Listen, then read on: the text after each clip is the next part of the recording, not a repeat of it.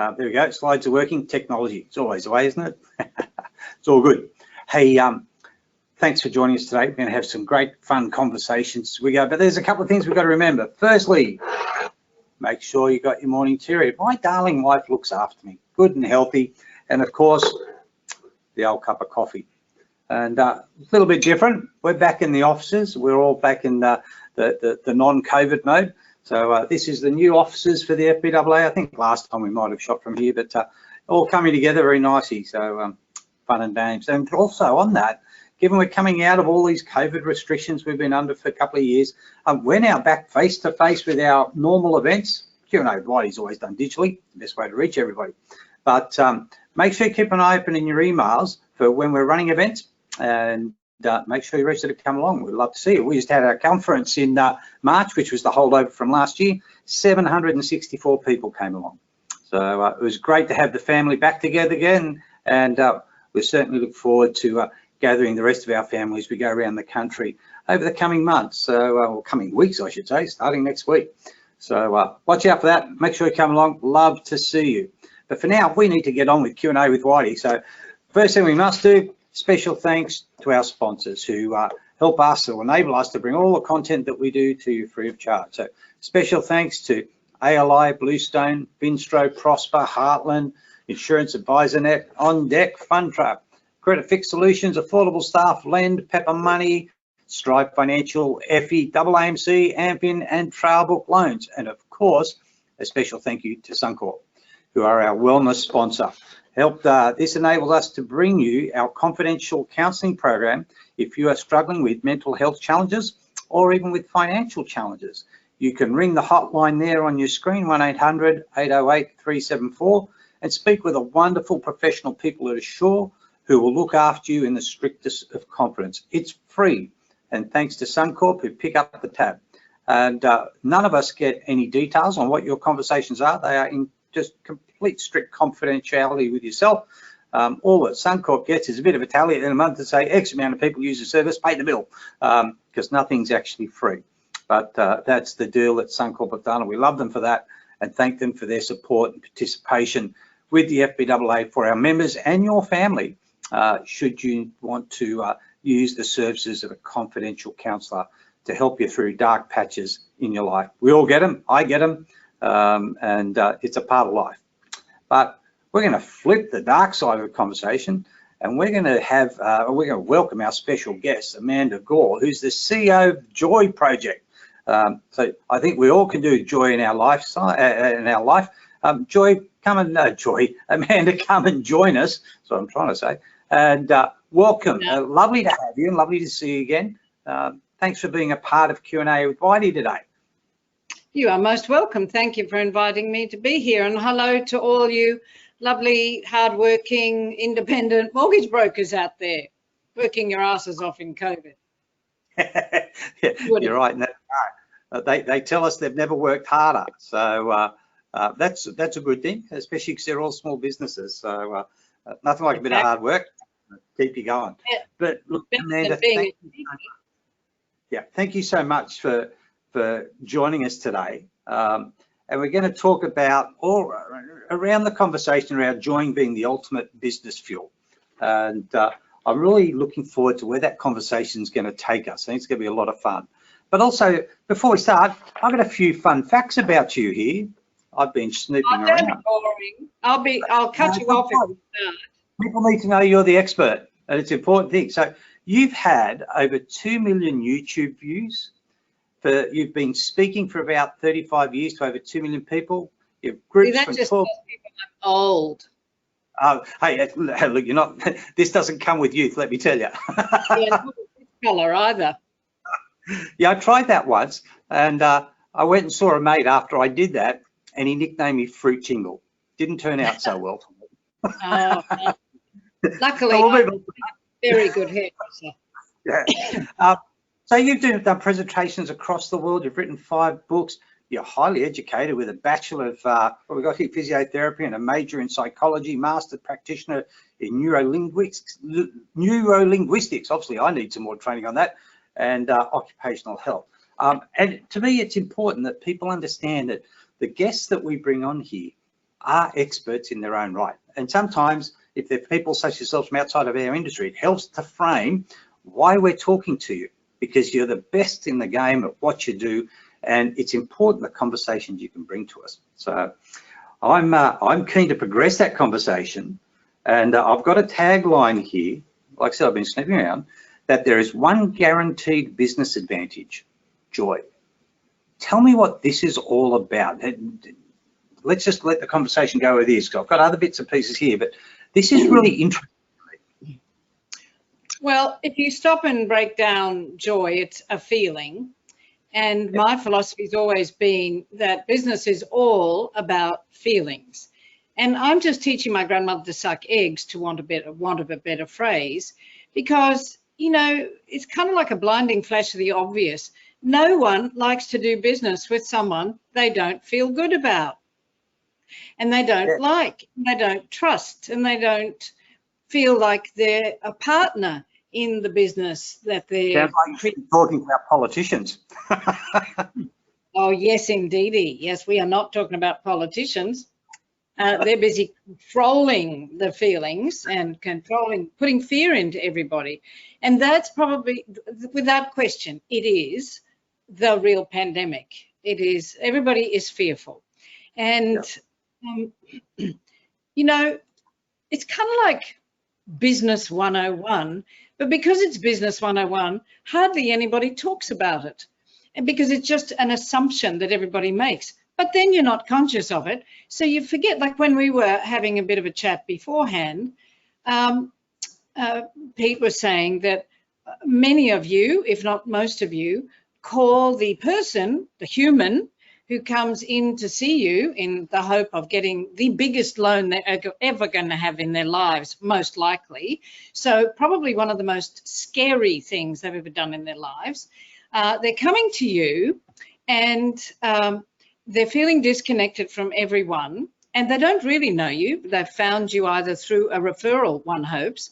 But Pete was saying that most of you call them borrowers. Well, just stop and think about that for a minute.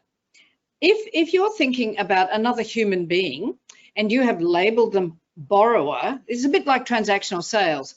I am here to sell to you.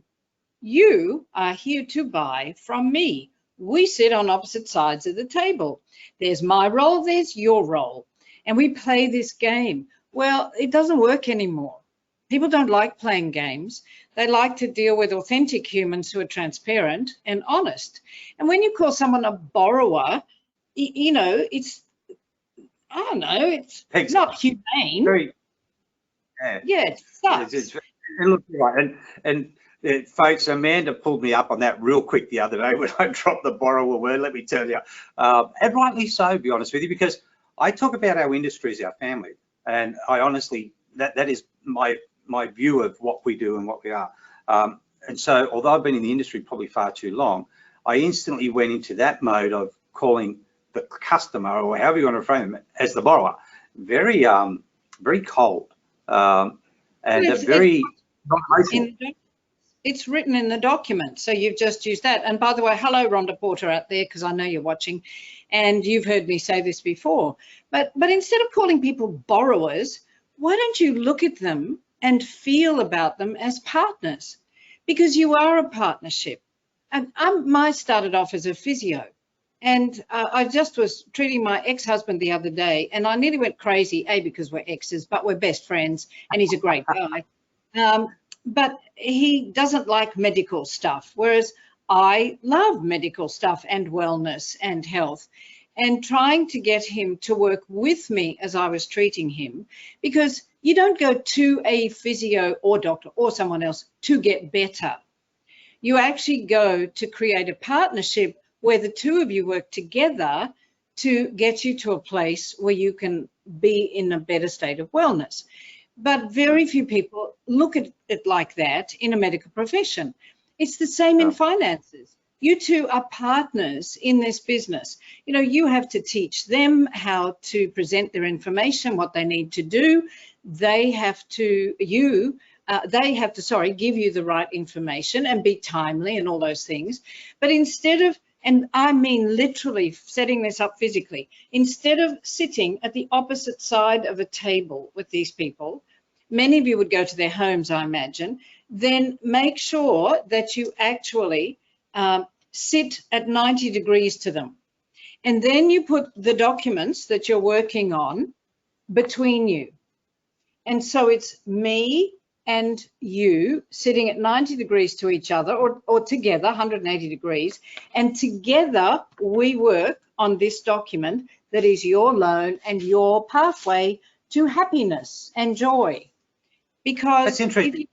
I think that whole partnership principle that you talk on, and part of your expertise in your conversations, is that I might be wrong, and my phone might go nuts and with a whole lot of people telling me I'm wrong, but I don't know if we really looked at it like that before as an industry in a very general term.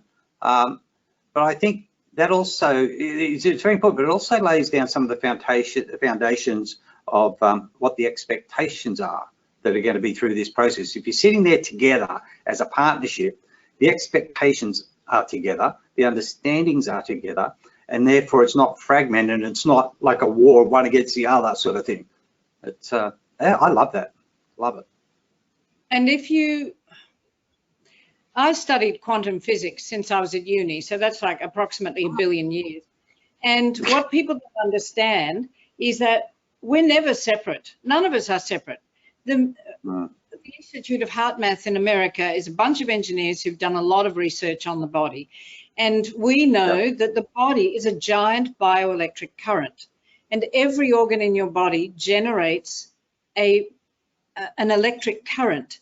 And if you remember from school, what is generated around every single electric current? It's a magnetic field. And we know that the heart generates a current so powerful that it creates a magnetic field that goes 6 feet, 2 meters out from your body. So you are basically walking around with a sphere around you that's your heart's field. And we know that anybody who comes into your field, if you have an angry heart, if you're overtired, if you're frustrated, there's a client, a partner client who's been driving you nuts. You don't really want to see them, but you know you have to see them and you're going to smile anyway. They know, because someone with an angry heart literally interferes with the brain waves of someone who is within that 2 meter sphere, or that 2 meter diameter sphere. And the other thing that most people don't do, pardon? That's amazing. I hadn't thought of it like that, or understood the science.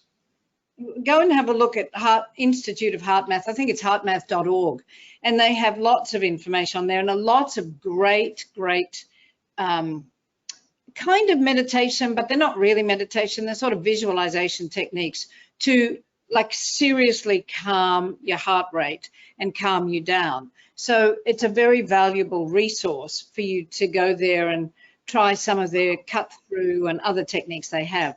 However, what we don't understand about humans as well is that every thought you have is a frequency. And that frequency goes out from you like a radio transmitter.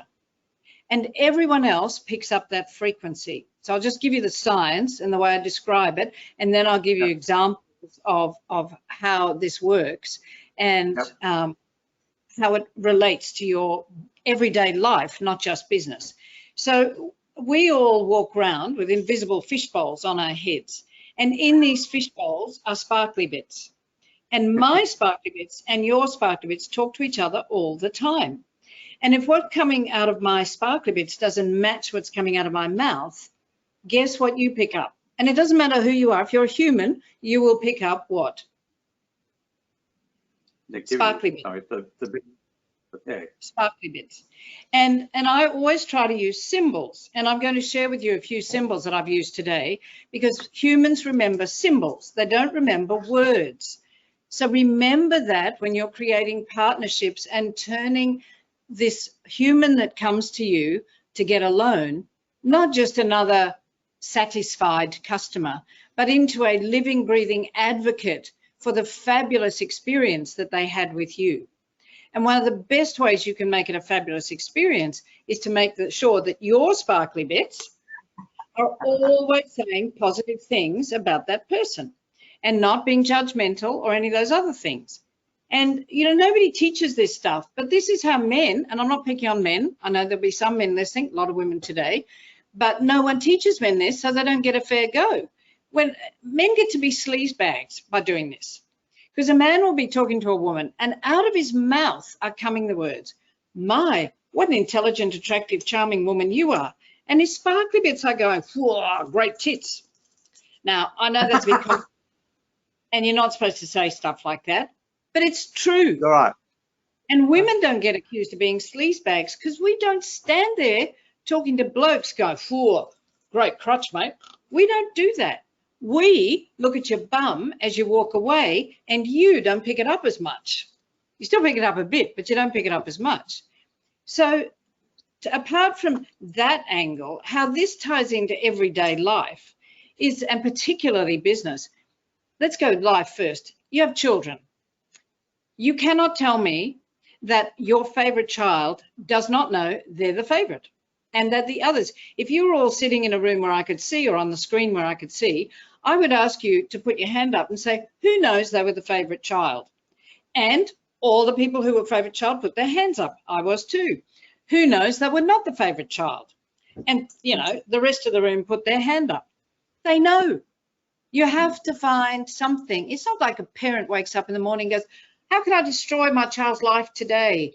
Or why did I get that little asshole? It doesn't happen like that. But you're there, you're in your mind. Remember, everything you're thinking comes out. Your sparkly bits is generating a field. It's so important to be mindful of your thinking, to be conscious of your thinking, because so much of our thinking is automatic reflex. We don't even know we're thinking it. So if you're looking at Johnny or Susie and going, oh, Susie, oh, Johnny, I love you, but you're never going to be good at maths, are you? Well, you just buggered up their future in maths, because the message they get is, I'll never be good enough at maths. I'll never be good at. So think very deeply and consciously about the non-verbal messages you're sending out, because most people think non-verbal communication is body language. No, it's not. It's about 3% of the rest of it. And the rest of it comes from voice tones, vocal variety, micro muscle, micro color changes in our faces, and our breathing. So let's take it to a business perspective for a minute. Yep. Think about this. Your least favorite, excuse me, formerly called borrower, soon to be called partner, is walking towards you. Yep. And be honest. What are you saying to yourself? It is. Oh, no, not today. Oh, shit, I knew I had you, but I just haven't got the strength today.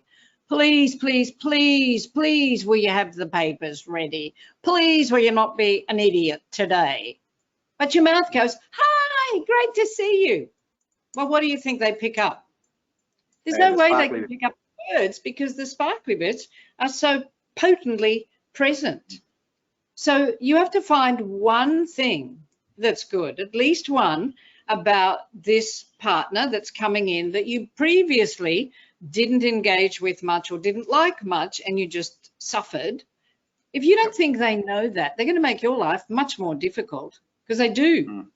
So you've got to find one good thing about them, and before they walk in, you start to focus on that good thing.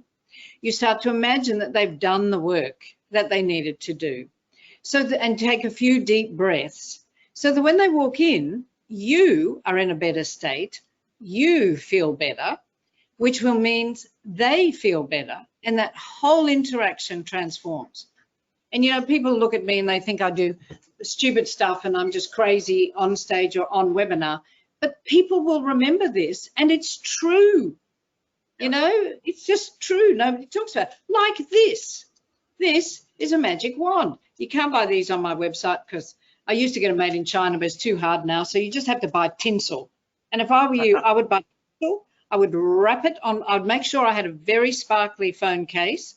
I would put tinsel all around my computer. And every time you see the tinsel or anything sparkly, just buy it And that's to remind you, sparkly bits, what am I saying to myself right now about myself, about the situation, or about the other person? And then consciously choose to find something joyful to focus on, or something positive to focus on, because that will radiate out.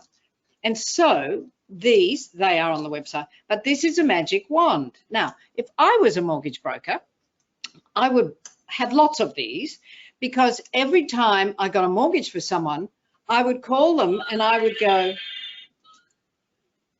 magic happened today. And I would give them a magic wand. And I do get these made in China, but I'm not getting any more made in China, but I do currently have a garage full of them. So you can go to my website and buy a box. But seriously, give them something that is a symbol that they'll love, that's a reminder of you, and that's part of them being an advocate. You imagine, they have people love these wands. You know, they take it home and they go, guess what happened today? I got the mortgage and the mortgage broker gave me this. Look at it. It's awesome. And then they keep it out. And then the kids love it. And then their friends go, gee, where'd you get that? Oh, my mortgage broker. So you might pay a fortune on marketing, but really, these work. And then we'll make sure the link goes out for those wands, that's for sure. What's that, Pete? Sorry. Make sure we'll put a link out for those wands. Oh, thanks. Just my website. It's not very fancy. And then the other thing I have are joy buddies. These are little joy buddies that come in packs of 50. And, you know, back in the day before COVID, and I was traveling a lot and speaking, I would take a packet of these to every event I did and throw them out at the end as people were singing and dancing.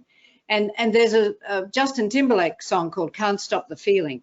And if you want to, if you're driving to a partner, formerly known as a borrower, or a client, you can call them a client, but I personally prefer a partner, then to put yourself into a good mood, play Justin Timberlake's Can't Stop the Feeling. It's a really upbeat song.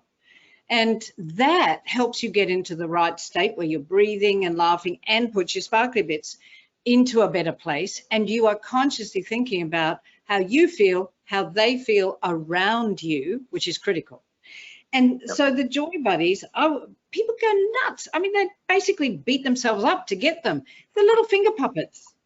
And again, I have them from China, but these ones, you know, once they sell out, I don't even know if I'll get any more, because all of the mess between all the supply chain stuff. But these are the sorts of things I would have them in a bowl if I had an office, in the office. So everybody who came into the office, they go, oh, what are they? If my brother's currently in hospital, just getting out today, and if I'd had a chance to go and visit him, I can't because of COVID, but if I'd had a chance, I would have taken a packet of these in, which I do with anybody I know who's in hospital, and I give them to all the nurses and the doctors who will take them, because there are some stubborn ones who go, oh, no, no, no. And I think, your job is to, like, heal people, and that isn't just fix a bone, it's to help them find their joy again. And usually they love them. So what I'm really talking about with all these different things and the symbols is that create an experience for the person from which they walk away going, oh my God, I feel like they're my best friend. I just feel so good. I'm sure if I can get a loan, they will be the ones to get it for me. They were approachable. They were so lovely. And I felt like they were my best friend. That is how you create advocates. And then at the end of it, you make it a very special moment. And, you know, many of you probably buy a bottle of champagne for them or something like that. Well, a bottle of champagne they drink and they forget about you. But, you know, if you do Joy Buddies or a wand, and luckily it has an on-off switch and batteries that you can take out if your child gets it, because you'll want to kill your child, as the child does. Or I have these too, which are gratitude glasses. And I say to people, put on your gratitude glasses every day. Every time a partner walks in, or a potential partner, or someone who used to be a partner, not life partner, but same thing with life partner, put gratitude glasses on and find something about them for which to be grateful. This is a person who could potentially create a good income for you and then become an advocate for you. So this is a person who's going to grow your business if you do your part. So wearing these, people look at me and they go, oh, that's funny, but I'd never do it. Why not? I wear them.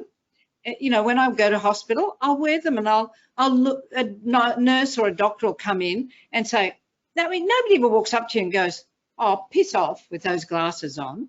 No one does that. They go, oh, nice glasses.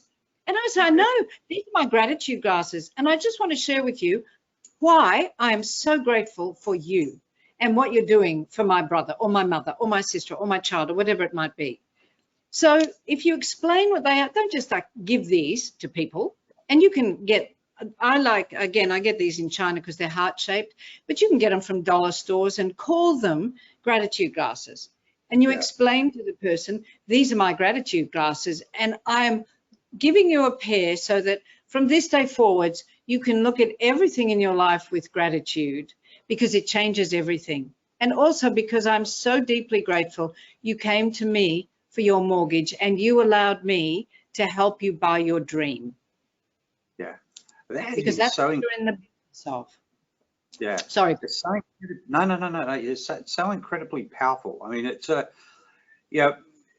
guess we quite often just wind up going through life, going through the motions, talking about borrowers, and not really understanding the essence of what's happening. And we can talk about sales techniques and so on, but that principle, the essence, it actually comes back to the science of what's going on, but the actual emotional connection with that partner that you're going on a journey with, to me, I said it's so powerful. And I just wonder if we really connect enough with it. And I know that we've got more to chat about, but I will be booking you for our conference. So just keep that, I'll be in touch. I'll look for your conversation. But yeah, this whole principle around joy and how that impacts the sparkly bits, and how that person that you're trying to organize that loan for perceives you or understands you. And I think it's beyond perception. It's actually understanding you in the genuineness of who you are, right? And you are genuinely happy to see them. Yeah. Yes. I'm just picking these off because I'm driving myself crazy.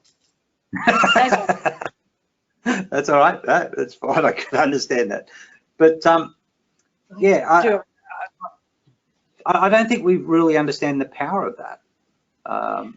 Well, I think it's such a great point, and it goes even deeper, Pete, because most of us don't know who we are. And it's not like I'm some kind of icon who's worked all that out. COVID happened, and my incredibly busy traveling 3 months of the year at least in America, and being at home on average, maybe if I was lucky, 3 nights a week for 30 years, overnight stopped. And it was the best personal thing that ever happened to me. Crap for business, but best personal thing, because I had escaped for 30 years. I kept myself so busy. I came back here and I realized I had a house, not a home. I didn't have a community because I was never here. I kept living out of a suitcase. I was permanently packed with a suitcase, and people would think it was such a glamorous lifestyle. No, I spent the bulk of my time in hotel rooms and airports, and I had told myself that I loved it. And I've been working on myself very deeply for the last 7 years now, with a man called Dr. David Martin, whose website is fullylive.world. He and his wife run workshops, soon to be online, and you should run, not walk to those workshops, because they are beyond life-changing, really. And do it if you're ready to really dive deep, because over the space of the 2 years, it has been an extraordinary roller coaster journey that I don't think I'd like to do again, but I'm grateful I'm through it. And it's really only in the last maybe 3 or 4 months that I'm beginning to feel like I'm getting to know who I am. And let me expand that a bit, because it's so important for the business. One of my strongest motivators when I started speaking was to be the same person on stage as I was off stage, because I was very blessed early in my career, and I met a lot of famous speakers, and I was astonished. Like, they were so different on stage to off stage. Like, they were fabulous on stage and sucked off stage. And two of the few people who were not was Dennis Waitley and Jim Rohn. So I'm aging myself, but those two are the same on off. Anyway, so I wanted to be uber authentic on stage. And then after I'd been speaking for a few years, Michael Grinder, my other mentor, said to me, you know, you're a different person on stage from off stage. And I mean, he might as well stab me in the heart, because no, by the way, the reason I'm sharing this story is because if you really want to change the way people behave and think, you have to tell them stories that touch their hearts. So this is not a eulogy about Amanda or a life history of Amanda. It's there for a reason, because when you tell stories, people will connect. So make sure you tell lots of stories with your partners. Anyway, so you might as well have stabbed me in the heart, because it was the thing I did not want to be. And of course, that's what I was. So I had taken my persona from stage and transplanted it into Amanda. And I discovered that when I was about 60. I'm 67 now, and it has taken intensely the last I've been working on it the whole time, but intensely the last 2 years to really be close to being on top of it, I think. And I might be a slow learner. You might do it a whole lot faster than I did. You may be a whole lot younger, so your patterns are not embedded as deeply as mine, nor the fears. But when you get to the place where you are not worried by faux what, which is what fear of what other people think. And the one great blessing my mother did give all of us in our family was that we never cared about what other people thought. We were always seen as eccentric, but to us that was normal. But 99% of the population suffer from faux what. And everything they do is filtered through the judgment of themselves by projecting that judgment onto other people. Go, oh, what will other people think? Or I can't have my home like this. It looks like a tip. Or it's, you know, my house is not a tip, but there are days when I haven't put things away, or I have things out because that will remind me to do this, and then I'll do that. And if somebody walks in, I'll say, sorry, it's very messy today, but I've got about 40 jobs on the go, and I just need to remind myself how to do those, you know, that I've got to do the jobs. Or I'll explain it, but I don't. If somebody's going to walk into my house and judge me on the state of my house, then I don't know that I want to be a friend, or it doesn't matter to me. So be very, and another person I've been working with a little lately to try to get more into my heart, which is where your really authentic essence begins. She said to me, judgment is an opportunity for understanding. Or it was something like judgment is judgment is an invitation to understand.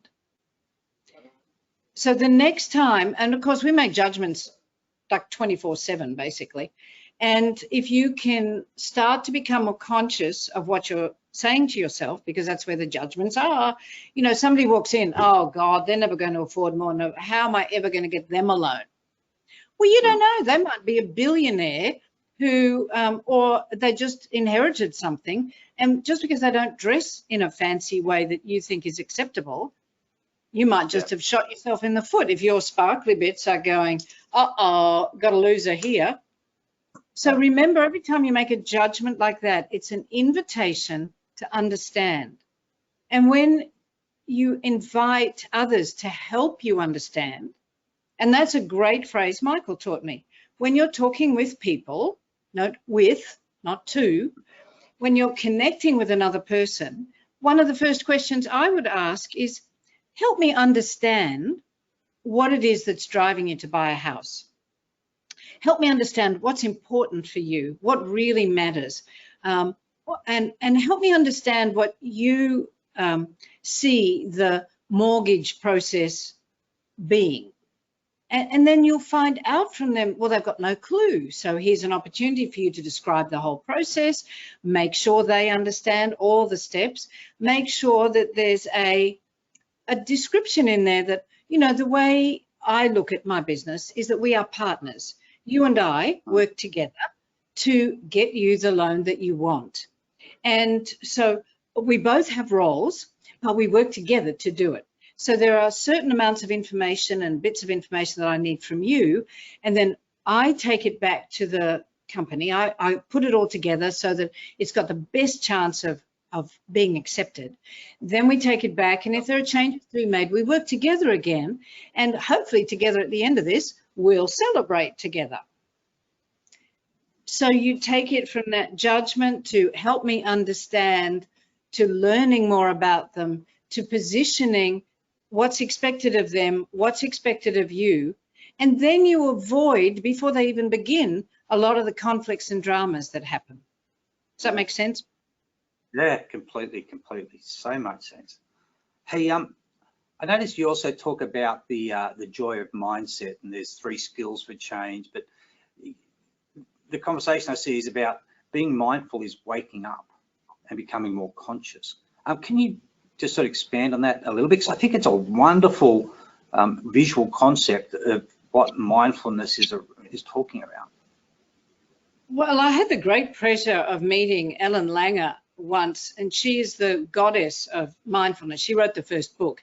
It got kind of hijacked after that, but she was the most amazing, authentic, down-to-earth, no-nonsense, 75-year-old woman who was so present, smoked like a chimney, didn't give a shit about what people thought about her, said things as they were, but she was, and I learned from her and in the ensuing years that part of mindfulness is being uber present in every moment. And David said to me 7 years ago, you haven't been present a moment in your life. All right, what? And that was another horrifying thing to learn. And he's right, because it's been one of the most challenging things of my life to be present with everything I'm doing. And I think in the last 6 months, I have very consciously chosen to be what I call source coherent. So to be coherent with my source essence and to be present. And the second you start to think about how you look, how someone else looks, something you didn't get done, something you've got to get done, something that's bothering you, something that has nothing to do, or, you know, what are you going to have for lunch? You just become not present. Being present is being 100% in the field, like I am now. I didn't plan this. I didn't plan anything that was coming out, but I am responding to the field, not just of Pete, but also all of you, because we are all connected, even if it's through the internet. Humans are always all connected with everything, although that's a really big concept, but it's true, quantum physics. And so David also has another analogy, being present is core. The other analogy helps us understand how most of our thinking is not thinking, it's a reflex. And as he points out, you know, if somebody's walking along and you step on a nail, you don't stand there on the nail going, wow, that hurt. I know what I'd say. Well, before it's even registered, because we don't get the brain saying, gee, I think something's wrong with your foot. Just lift your foot up and have a look. Oh, wow, there's a nail. That doesn't happen. The nanosecond you step on the nail, your foot's off it as a reflex. But what people don't know is that for a foot to come off as a reflex, about 1 billion reactions have to happen in the body, because the other side, an entire musculature system has to snap on to stabilize you so that when this foot goes off, you don't fall over. It completely bypasses the brain. It goes straight through your spine, because that's how it reacts so quickly. And so you, by reflex, have an enormous number of things going on in your body of which you have no clue.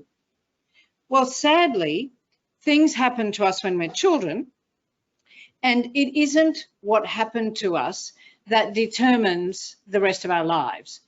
It is what we told ourselves about what happened.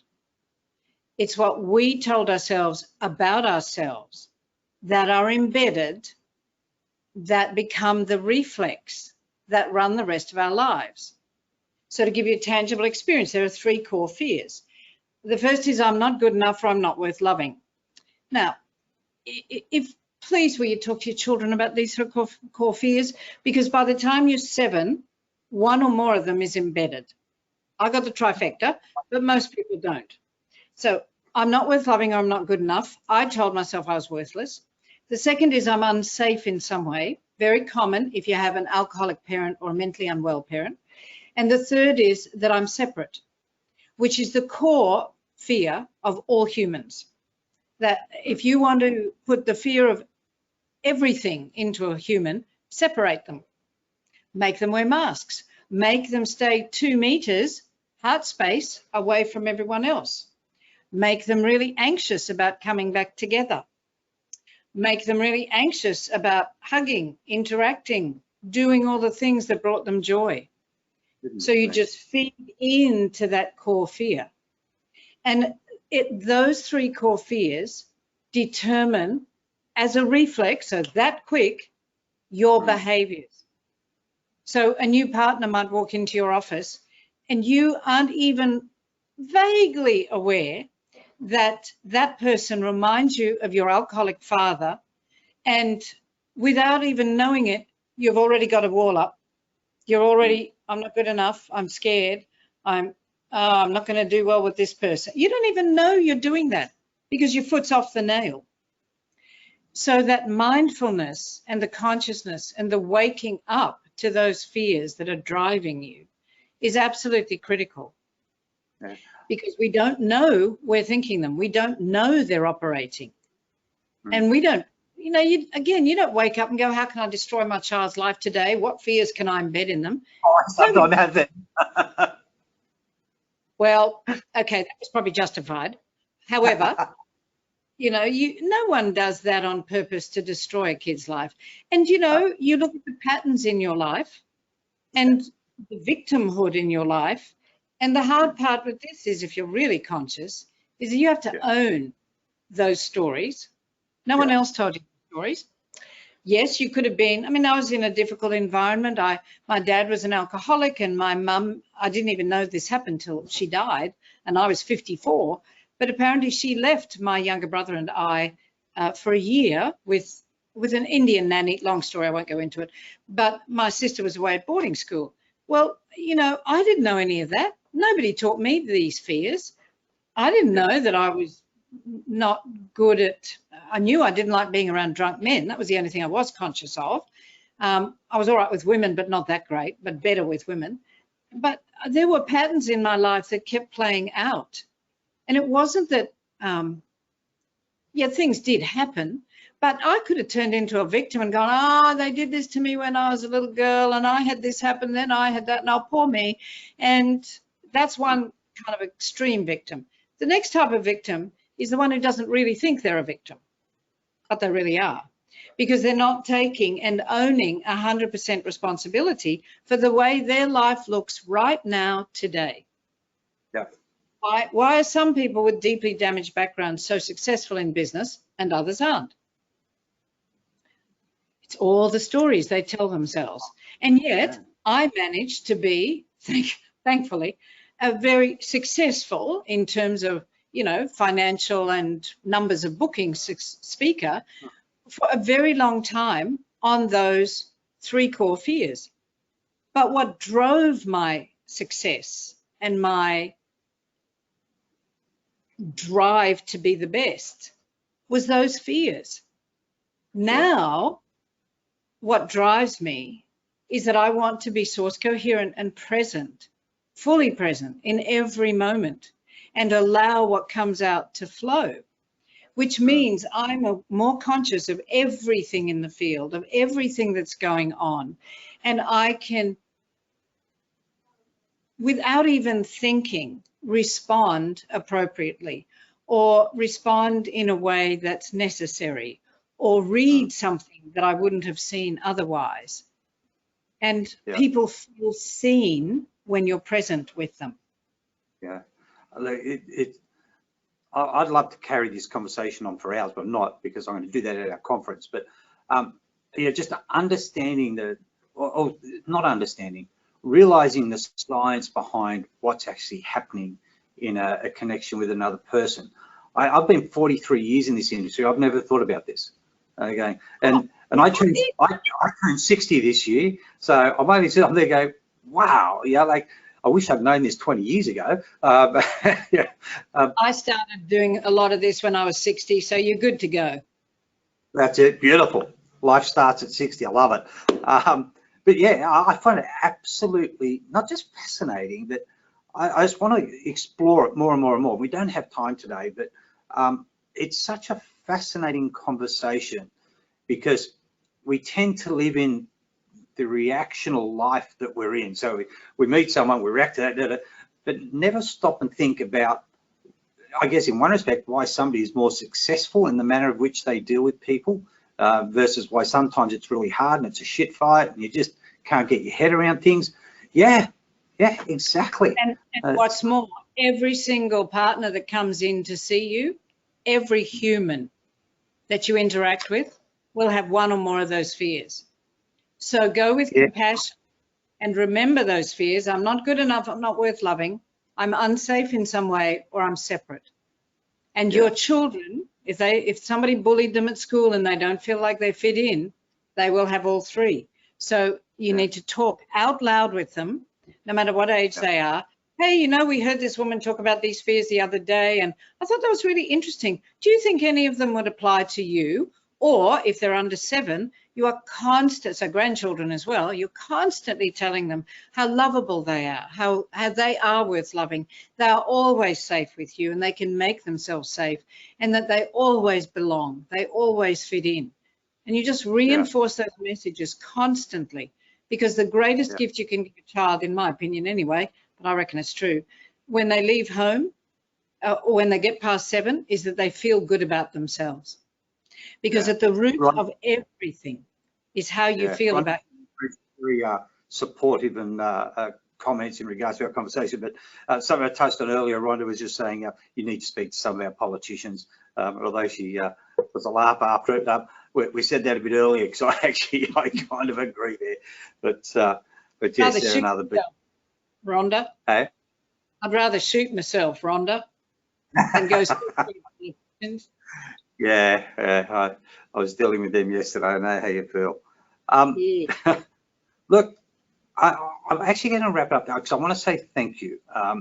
Thank you from me personally, because this conversation has brought a lot of things home in my head as to my interactions and my conversations. We quite often hear, if somebody's angry on the phone, of course, say, well, you don't know what's going on in the world without knowing your conversation. But it was basically, look, they might be having a really shitty day for some reason, and they're just venting in your direction. Don't take it personally. Just understand that something bad may not be may not be playing out so well in their world, and it's a mechanism to release. But again, I come back to that. One moment, because just make sure your sparkly bits haven't been contributing to their anger. Yeah, very important. And it reminds, basically, it goes back to first impressions last style of concept. So if you're negative, if you're on the front foot, then it's going to play out down that line back to the other person and just escalate the anguish that potentially is happening there. But I want to say thank you. Absolutely a great pleasure and joy, pardon the pun, talking with you today. I hope you enjoyed it. I know it's a whole lot of spontaneity. None of this is script, folks. This is off the cuff, and it's the way I love it. It's great, genuine conversation. Thank you so much. I'm going to look forward to seeing you in November. So look at your diary. November this year. That's you. But thank you so much. I know everybody else would have enjoyed the conversation. It was just so connecting and so real. But a part of a journey I don't think we stop and think about enough. So thank you so much. It's been an absolute pleasure. Thank you for having me. Pete, before everyone goes, can you just have all of you write down one thing that you're going to do differently from now on to either get back into your heart space and connect with yourself more, which will allow you to connect with others, or are you going to buy tinsel to remind yourself about sparkly bits, or are you going to get yourself a gratitude kit for your partners when the mortgage goes through? Or are you going to call them partners? And notice, by the way, when I said partners, if you had a reaction going, oh, well, that's crap. Judgment. Opportunity Yep. to understand yourself as to why you are reacting that way, why you've got a reflex for that. Yeah. So walk away with one thing that you're going to do differently, because then that will tangibly at a brain level integrate a lot of the stuff we talked about. So thanks again, Pete, for the opportunity, and thank you, Mariah, for setting it all up and putting up with my my lack of technical appreciation.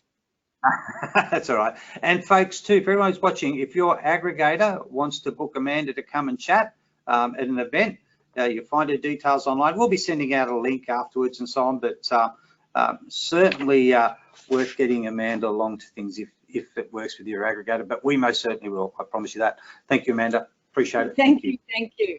Thanks. Take care, everyone. Bye, Rhonda. You're the only one I know. That's all right. See you later. Bye. All righty.